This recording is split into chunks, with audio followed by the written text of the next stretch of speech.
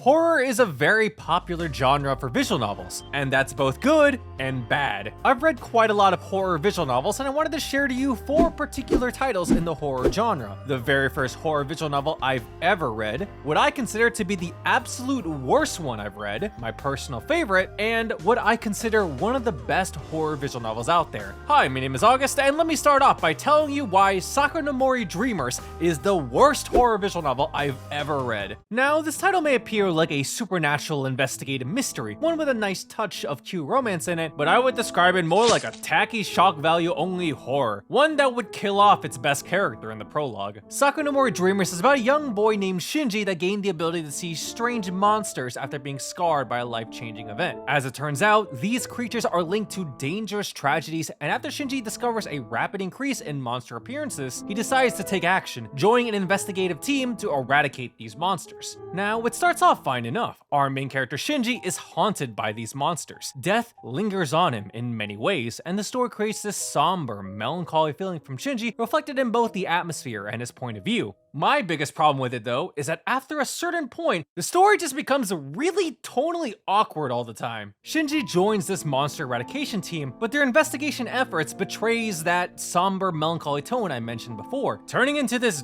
dark, edgy thriller. In its attempt to create shocking and unnerving moments, these monsters inhabiting humans ends up looking like cartoonish Monster of the Week villains, bullying and very questionable forms of violence included. It's not horrifying, just tasteless and ridiculous, with a heavy amount of yucky uncomfortableness. Terrible attempts at horror aside, whenever the characters aren't taking down enemies, fantasy action style for some reason, it also acts like your typical anime harem rom-com. And it's not great in this department either. Almost every heroine here has very surface level personalities and bare bones development. No one stands out in particular. This one is the childhood friend, this one is like the mother of the group, I think this one had a smell fetish for some reason, and this one I can only remember because she's the canon ending. I remember bits and pieces of the main story more than all of the heroines put together. Doesn't help, I'm still kinda mad they killed off my favorite character. I think Sakamori Dreamers was like trying to blend the two genres of school life romance and supernatural horror together, which can work, but here it ends up clashing horribly. For a title I would label as the worst horror visual novel, honestly, it's not that bad, but out of everything I've read, the writing was just not that good.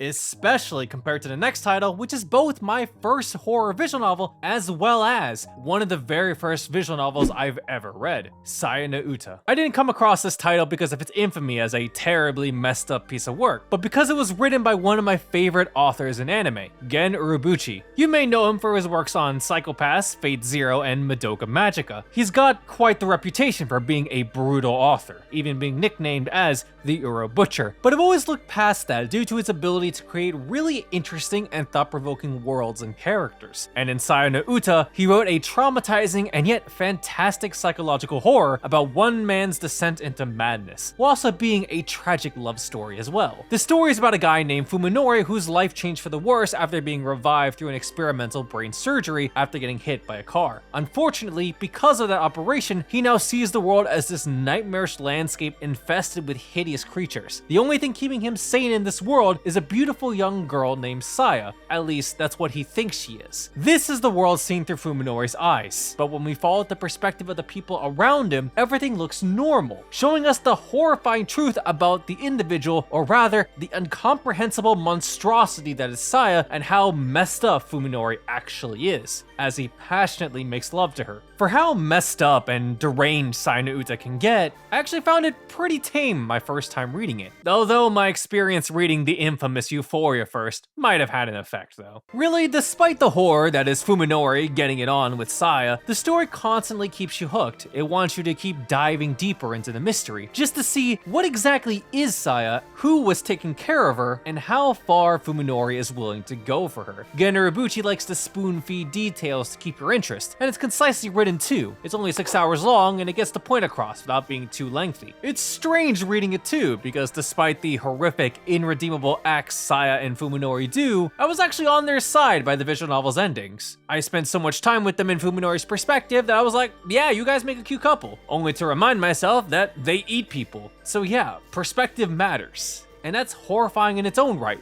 being able to sympathize with the quote-unquote monsters. Funny enough, Sayonara is one of the best visual novels I can recommend to beginners. It's a great representation of what visual novels can do to establish atmosphere, being a visual and yet written medium, while also being short to read too. Even those sexual themes, despite how very unethical some of those acts are, only really leans into the horror aspect even more. Would highly recommend, given you can stomach the content. However, if you want something that will really mess with your head, might I suggest my personal favorite horror visual novel, You and Me and Her, or Totino. Now, I didn't know anything about this game, and I went in completely blind, only knowing that this was made by Nitro Plus. I expected a simple romance love triangle, and then it proceeded to take me on an emotional roller coaster ride, where choices matter, Stockholm Syndrome is real, and cheating on a girl is the worst possible thing you can do here. You, Me, and Her features Shinichi as he gets involved with two different girls, Miyuki, his once close childhood friend turned popular class idol, and Aoi, an eccentric and socially awkward oddball. His life begins to change, however, when Aoi suddenly attempts to kiss him, only for Miyuki to intervene. Despite the incident though, the three end up bonding together, but as the distance shortens between them all, hidden emotions surface and their friendship is tested. Again, it begins as this engaging love drama between Miyuki and Aoi. It'll get you invested into both girls as they gather up the spirit to acknowledge their insecurities and eventually confess their true feelings. Aoi and Miyuki become really likable characters. Aoi specifically, even despite her peculiar actions, you're left wanting to protect this girl and make sure she smiles to the fullest extent. And then the story flips the script on you, turning into this engaging meta psychological thriller in its second half. Now, this is your spoiler warning in case you want to go into this game blind. I recommend you skip to this part in the video if you don't want to hear spoilers. More specifically, exactly how You and Me and Her, a game that can be considered the predecessor to Doki Doki Literature Club, left such a lasting impression on me. The second half is the real draw of this visual novel, where Miyuki is directly interacting with you, the reader, instead of Shinichi, after killing you and resetting the world. In another way, this section is basically how it feels for a yandere girl to fall in love with you, and yet it's through attempting to escape her traps and tricks that I ended up getting really attached to her. Weird, I know, but it fully acknowledged and required my interactions, which only made me more invested. Not only was this super engaging to read and figure out, but it also took advantage of the visual novel medium and the romance genre to mess with me. In my initial playthrough, I actually got softlocked trying to see all the dialogue, so I ended up having to reinstall the game. On this second playthrough, I skipped through a majority of the text, only to get walled when I tried to answer Miyuki's security questions. And then I found out that each answer is randomly generated for each playthrough. The Miyuki I had on my first playthrough